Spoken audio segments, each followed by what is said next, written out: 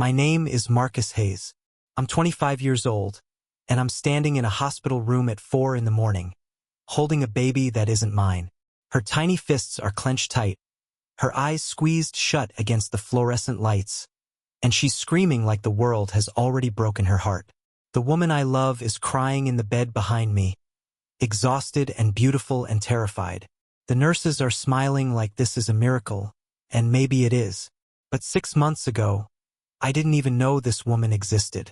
6 months ago, I was just a mechanic from a nowhere town outside St. Louis, drinking bad coffee and fixing transmissions and wondering if this was all my life would ever be.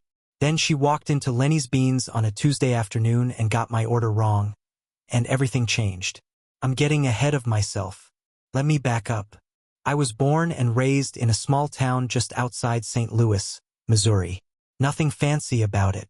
Blue skies, quiet streets, the kind of place where everyone still waves when they drive by, whether they know you or not. I'd been working as a mechanic since I was 19. Not because it was my dream or anything like that, but because I was good with my hands and I liked the honesty of fixing things. An engine either runs or it doesn't. There's no pretending, no gray area. You do the work and it works or you didn't do it right. I rented a small house on the edge of town. 1-story, squeaky screen door, a lawn I barely mowed. It was quiet and honestly, I liked it that way. My life had settled into a rhythm. Wake up early, work on cars all day, stop by my usual coffee shop, head home. I never really expected much to change. Until it did. It started with the wrong coffee. I just finished a brutal morning at the shop. One of those days where the heat clings to you like a second skin, and the sweat won't dry no matter how many times you wipe your face. I stopped by Lenny's Beans, the local coffee spot I'd been going to for years. The place smelled like burnt espresso and cinnamon, and the AC was always running too cold, but it was familiar, comfortable. But when I walked in that day, the usual girl wasn't at the counter. Instead, there was someone new. She had dark hair tied up messily, sleeves rolled to her elbows, and this focused but flustered look as she punched an order into the register. Pretty but not in a loud way. Gentle. Soft eyes that seemed to take in everything at once. There was something about her that made the whole cluttered coffee shop feel quieter, like she carried stillness with her. I stepped up to the counter and said what I always said. "Hey, can I get my usual? Medium black with 2 sugars." She nodded quickly, bit her lip like she was trying to remember something important, then walked off toward the espresso machine. I watched her move, noticed the way she seemed slightly out of sync with the chaos around her, like she didn't quite belong yet. A few minutes later, she came back and handed me a large iced caramel latte with whipped cream piled on top. I stared at it for a second, confused. She looked up, noticed my expression, and her face went bright red. "Oh no, that's not what you ordered, is it?" I couldn't help but laugh. "Not exactly, but you know what? I'll try it." She smiled, embarrassed and genuine, and I swear something clicked in that moment. Not sparks or violins, nothing dramatic like in the movies. Just this weird sense that I wanted to see her smile like that again. That I wanted to be the reason for it. The next day I went back. I didn't even need the caffeine. I just showed up. She was there again, wiping down the counter with her hair falling loose from its tie. This time she looked up before I reached the register and said, "Medium black, 2 sugars." With a little smirk, I grinned. "You remembered. I'm a fast learner," she said, already turning to make it. We talked more that day. Her name was Emilia Ross, 24. She just moved into town a few weeks ago. Said she needed a change of pace. I didn't press for details, just asked enough to keep the conversation flowing. She asked about the grease on my shirt, and I told her about the shop. I liked how she listened. Not just heard, but really listened like what I was saying actually mattered. That afternoon, I looked her up on Instagram, found her profile through the cafe's tagged photos. I hesitated for a second, my thumb hovering over the message button, then typed something simple. "You nailed the coffee today. 10 out of 10. She replied an hour later. "Redemption feels good. Let me know when you want to try the caramel latte again." And then a winky face. Over the next few days, Texting her became the best part of my day. She was funny, warm, a little sarcastic, the kind of person who made you feel lighter just by talking to her. We started taking walks after her shifts, short strolls around the neighborhood.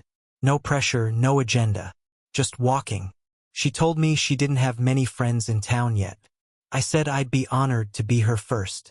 She laughed and called me cheesy, but I could tell she meant it when she said thank you. One evening, we sat on a park bench as the sun dipped behind the trees.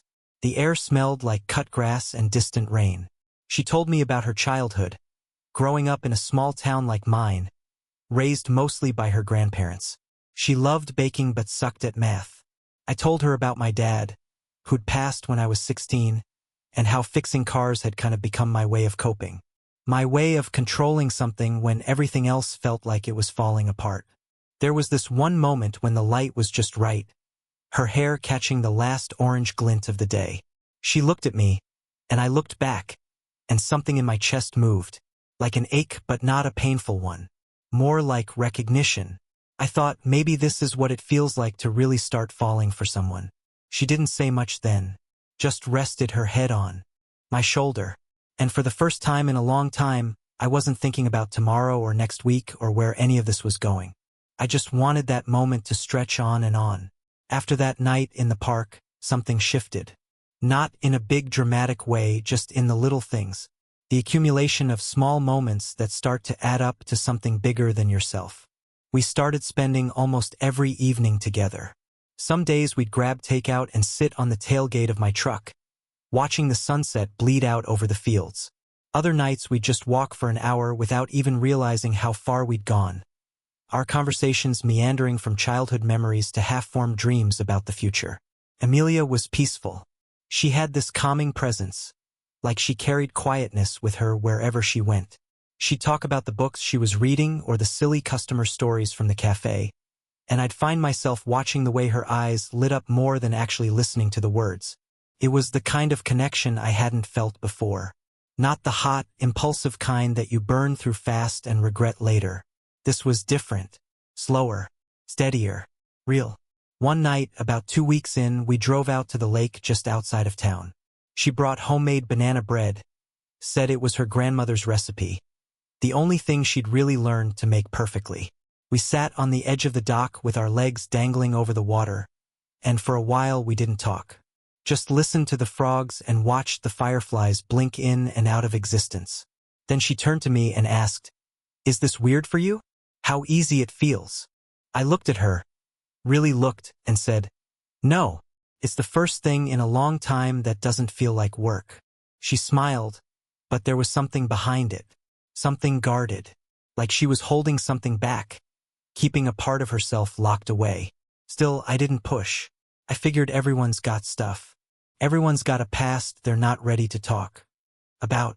Later that night, she leaned her head against my shoulder again, like she had in the park, and I just let it be. A few days later, she met my buddy Trevor. We ran into him at the gas station while I was filling up the truck. He gave me a raised eyebrow the second Emilia walked away to grab something inside. "Dude," he said, grinning like an idiot, "she's way out of your league." I laughed it off, but I knew what he meant. Emilia had this quiet beauty about her. She wasn't flashy, no heavy makeup or tight dresses.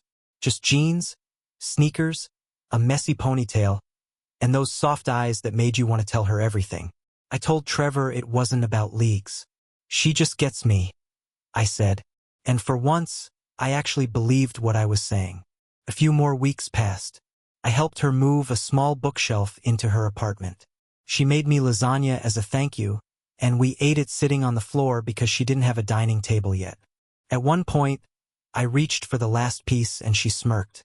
"That's yours," she said, "but only if you admit my banana bread was better than your mom's." I laughed, gave her a fake glare. "Don't push it." She didn't talk much about her past. I didn't ask. I figured everyone's got baggage, and when she was ready, she'd share. I wasn't trying to rush her, but there were moments, small ones that I noticed but didn't fully understand at the time. Once, a baby cried in the grocery store aisle, and I saw her stop mid-step, turn away quickly, and pretend to check her phone. Another time, we passed a family in the park, parents pushing a stroller, and she looked at them with this distant, unreadable expression. Not for long, just a flicker, but I saw it. I told myself I was overthinking. Everyone's got layers. But deep down, something in me knew. She was holding back more than she let on. Then came the night that changed everything. We were sitting in my truck again, parked up on the overlook just outside of town. Stars above, windows down, soft country music playing low on the radio. The air smelled like grass and gasoline and the faint sweetness of her shampoo. I looked at her, really looked, and I just felt it. This overwhelming sense that I was exactly where I was supposed to be. I reached out and brushed a strand of hair behind her ear. I know this might sound crazy, I said, but I feel like I've known you longer than a month. She looked away for a second, like she was trying to catch her breath. Then she turned back and asked, voice barely above a whisper, "Why me?" I shrugged. "Because you make everything quiet and good. Because you're the first person in a long time who makes me want to be better." She smiled. Not big, just enough. And then she leaned in and kissed me softly on the cheek, resting her forehead against mine. I remember thinking right then, this is it. This is the start of something I don't want to lose. But I also remember the way her hands trembled just a little when she pulled away. The night after the overlook, I didn't sleep much. I replayed that moment again and again. The kiss on the cheek, her forehead against mine, the way her fingers had trembled. Something inside me knew something was coming, even if I didn't know what it was. It was like standing on the edge of something vast and dark, feeling the pull of gravity before the fall. But nothing happened the next day. She sent me a picture of her cat lounging on her laptop with the caption, "My manager says I need to take a break." I replied with a photo of my greasy hands fixing a transmission and wrote, "Living the dream." We kept texting, joking, planning the weekend. Everything seemed fine on the surface. Then Saturday came. I picked her up around 4:30 in the afternoon. She wore this light blue hoodie and simple jeans, hair tied back, no makeup, just her. And still, she looked beautiful in a way that made my chest ache. We grabbed takeout and drove back out to the lake. Same place as before. She said she needed some air, needed to think. I didn't ask why. It was golden hour, the kind of light that makes everything look softer, more forgiving. We laid out a blanket and sat down, eating slowly, watching the ripples spread across the water. I noticed she wasn't touching her food much, just pushing it around, staring at it like it was some kind of puzzle she couldn't solve. After a long silence, she said, "Can I tell you something? And you promise not to say anything until I'm done." I looked at her. She wasn't smiling. There was fear in her eyes, raw and undisguised. "Yeah," I said, my throat suddenly tight. "Of course." She pulled her knees up to her chest, wrapping her arms around them, then stared at the lake for a few seconds before speaking. "I moved here to start over, not just from a town but from a situation. I wasn't in a relationship. I wasn't in love. I was just lost.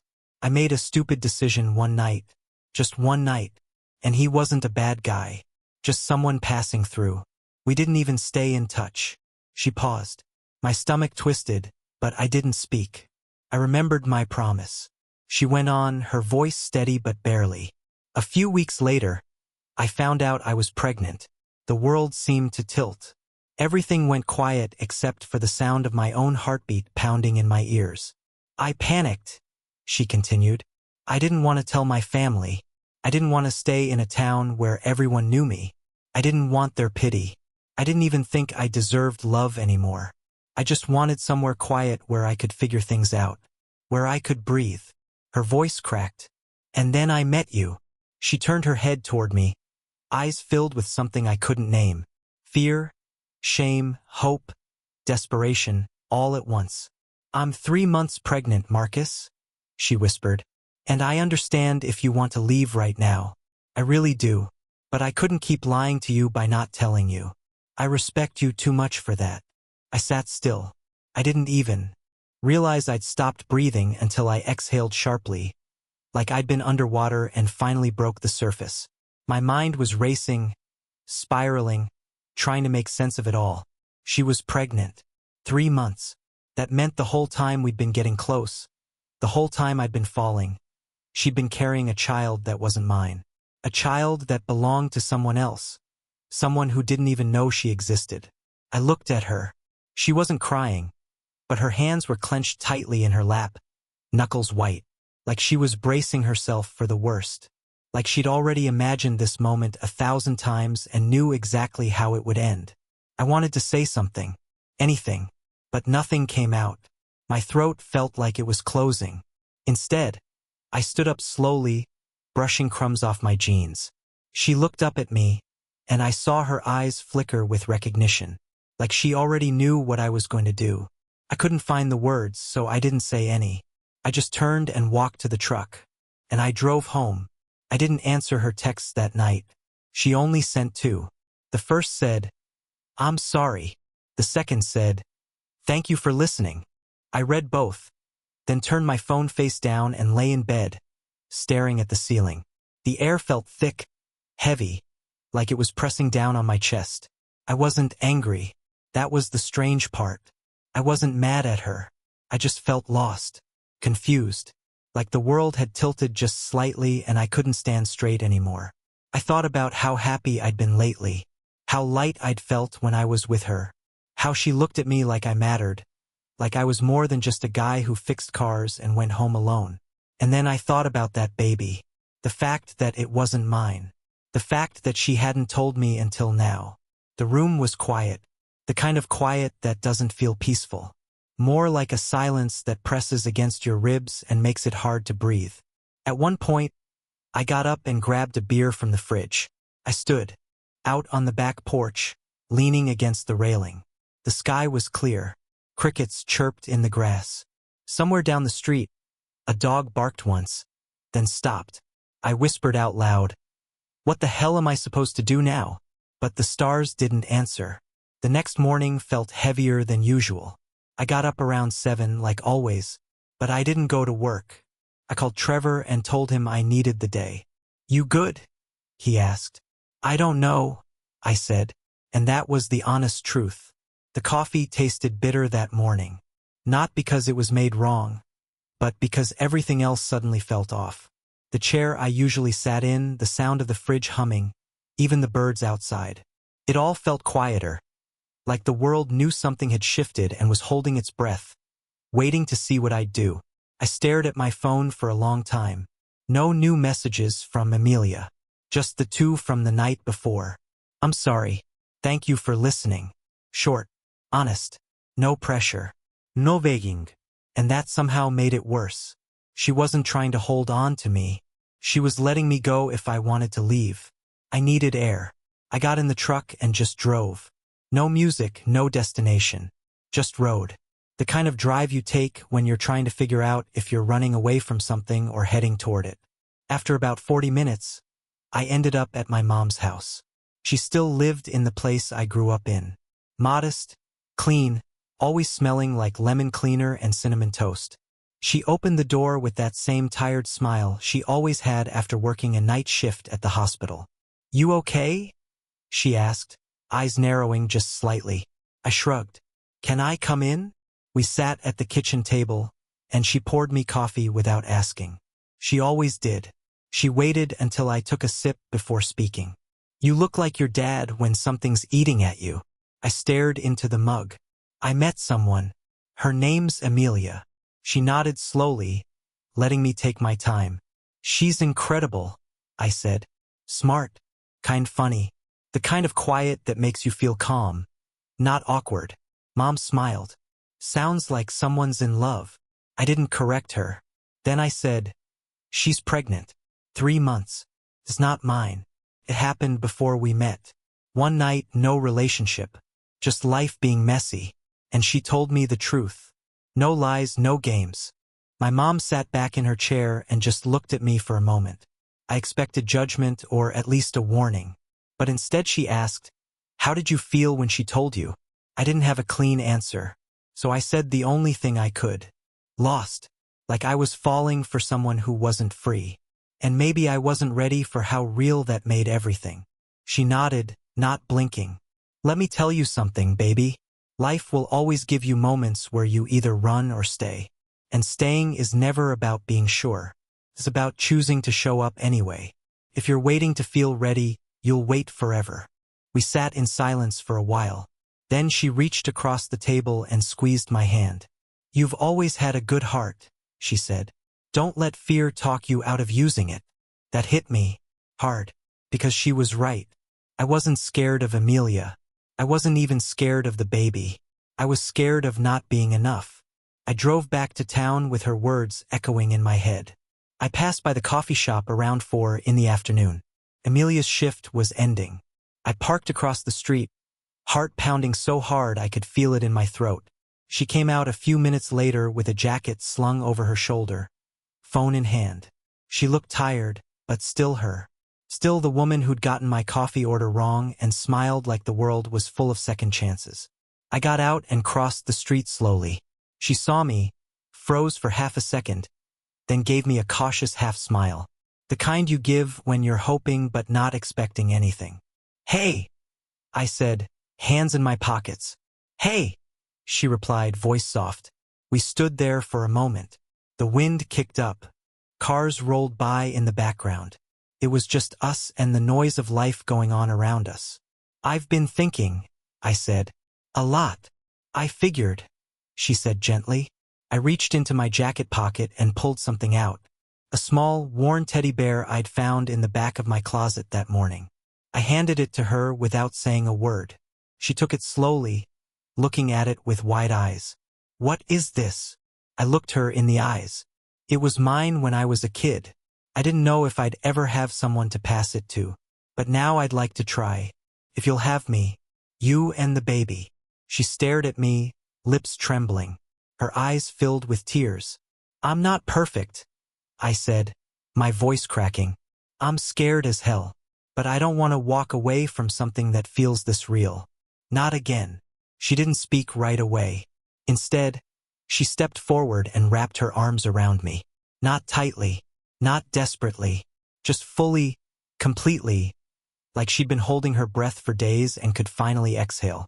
And that's when I felt it. The weight I'd been carrying for days, maybe longer, just lifted. After a few seconds, she whispered against my chest, You sure? No, I said honestly. But I want to be. And that's enough to start. We stood there in the fading light, cars and people moving around us. And for the first time since her confession, I didn't feel like I was drowning. I felt like I'd found my breath again.